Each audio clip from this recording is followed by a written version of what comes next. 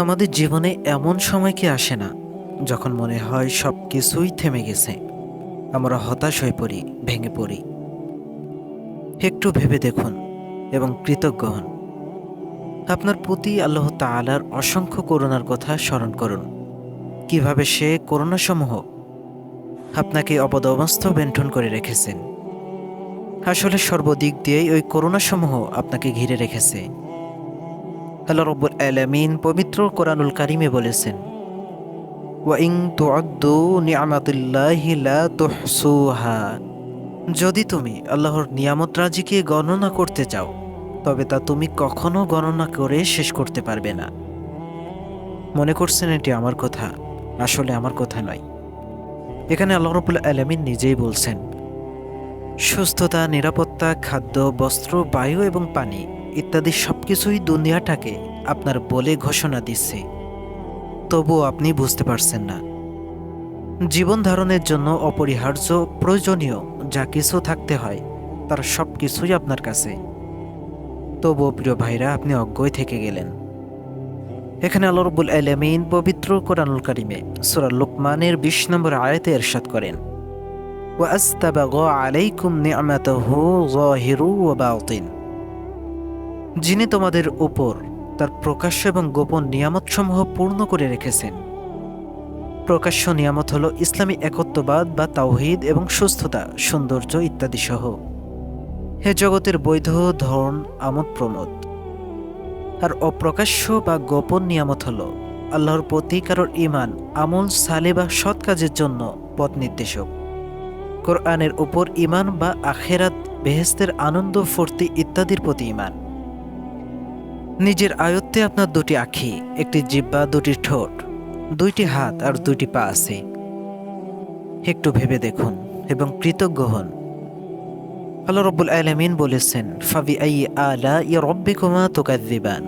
সুতরাং হে জিন ও ইহসান জাতি, তোমরা উভয় জাতি তোমাদের প্রতিপালকের কোন কোন নিয়ামতকে অস্বীকার করবে? পা ছাড়া হাঁটার কথা কল্পনাও করতে পারেন কি? আপনি কি এই বিষয়টি হালকা করে দেখবেন যে আপনি সুখে নিদ্রা যাচ্ছেন, অথচ দুঃখ, যাতনা, দুর্দশা ও দুরবস্থা বহু লোকের নিদ্রার অন্তরায় হয়ে আছে। আপনি একথা কি ভুলে যাবেন যে আপনি সুস্বাদু খাদ্য ও শীতল পানি উভয় দ্বারা নিজের উদর পূর্তি করছেন, অথচ রোগ বালাইয়ের কারণে কিছু লোকের পক্ষে সুস্বাদু খাদ্য, সুপ্রিয় পানি এবং মজা উপভোগ করা অসম্ভব হয়ে আছে। আপনার শ্রাবণ শক্তি ও দর্শন শক্তির কথা ভেবে দেখুন। আপনার সুস্থ ত্বকের দিকে তাকান এবং আপনি যে চর্মরোগ থেকে মুক্ত আছেন, এজন্য আল্লাহর কাছে শুকরিয়া জ্ঞাপন করুন। আপনার বিবেচনা শক্তির কথা গভীরভাবে ভেবে দেখুন এবং যারা মানসিক রোগে ভুগছে তাদের কষ্টের কথা একটুখানি মনে করে দেখুন। অহুদ পাহাড় সম স্মরণের বিনিময়ে আপনি কি আপনার শ্রবণ দক্ষ ক্ষমতা বিক্রি করে দিবেন, নাকি আপনার কথা বলার দক্ষতা, ক্ষমতা বিশাল বিশাল অট্টালিকার বিনিময়ে বিক্রি করে দিবেন? আপনাকে প্রচুর অনুগ্রহ দান করা হয়েছে, তবু আপনি তা না জানার ভান করেই আছেন।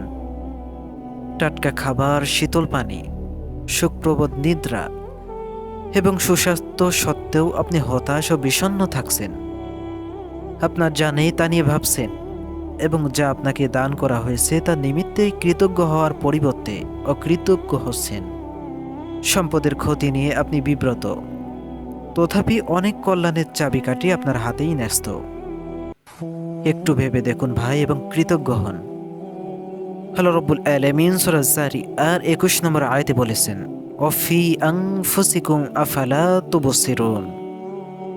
এবং তোমাদের নিজেদের মধ্যেও আমার নিদর্শন আছে, তাহলে তোমরা কি তা দেখতে পাও না? আপনার নিজের কথা, আপনার পরিবারের কথা, আপনার বন্ধু বান্ধবের এবং আপনার চারিপাশে গোটা দুনিয়ার কথা গভীরভাবে চিন্তা গবেষণা করুন। আল্লাহ রাব্বুল আলামিন আরও বলেছেন, তারা আল্লাহর নিয়ামতকে অনুধাবন করতে পারে, তবু তা তারা অস্বীকার করে, তাদের অধিকাংশই কাফির। কোনো ব্যক্তি অতীতের দুঃখজনক ঘটনা কেন্দ্র করে বসে বসে চিন্তা ভাবনা করে শুধু এক ধরনের পাগলামি দেখাতে পারে, যে পাগলামি বর্তমান জীবনযাপন করা বা উপস্থিতি মুহূর্তে বেঁচে থাকা ধৃত সংকল্পকে ধ্বংস করে দেওয়ার মতো এক ধরনের রোগ।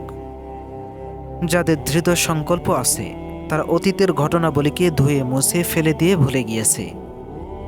এই ঘটনাগুলো আরও কখনো সত্যের পথে বাধা হয়ে দাঁড়াতে পারবে না, কেননা সেগুলো স্মৃতির অতল গভীরে তলিয়ে গেছে। অতীতের উপোক্ত খান শেষ হয়ে গেছে। দুঃখ ওগুলো তো ক্ষতিপূরণ করতে পারে না, বিষণ্ণতা সেগুলো তো সংশোধন করতে পারে না, আর হতাশা কখনো অতীতকে পূর্ণ জীবন দান করতে পারে না, কেননা অতীত চিরকাল অতীত, তা অস্তিত্বহীন।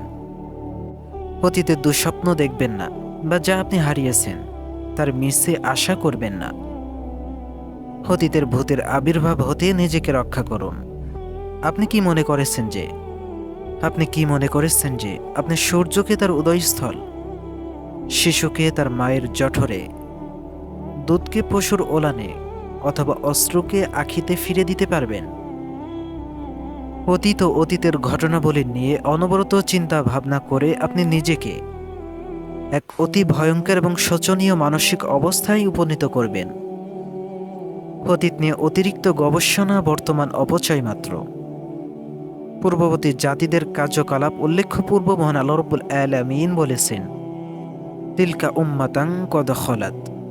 এটা ছিল এমনই এক জাতি যা অতিবাহিত হয়ে গিয়েছে।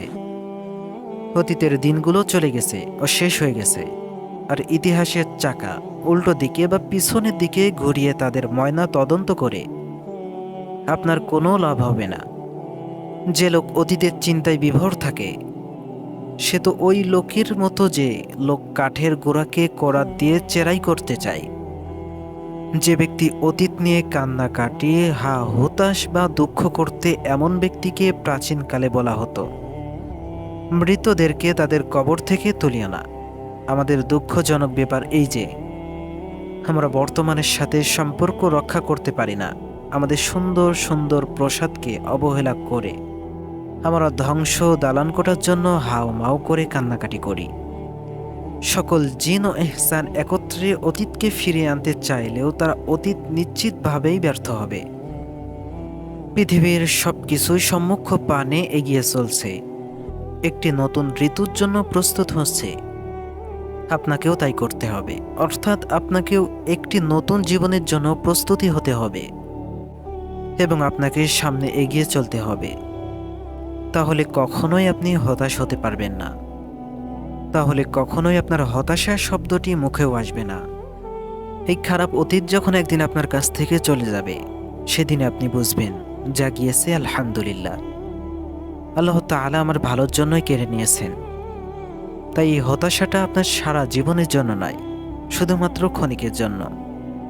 অবশ্যই আপনাকে অতীতকে ডিজেবল করে দিয়ে বর্তমান এবং ভবিষ্যৎকে ডাউনলোড করে আপনাকে পরিবর্তন হতে হবে।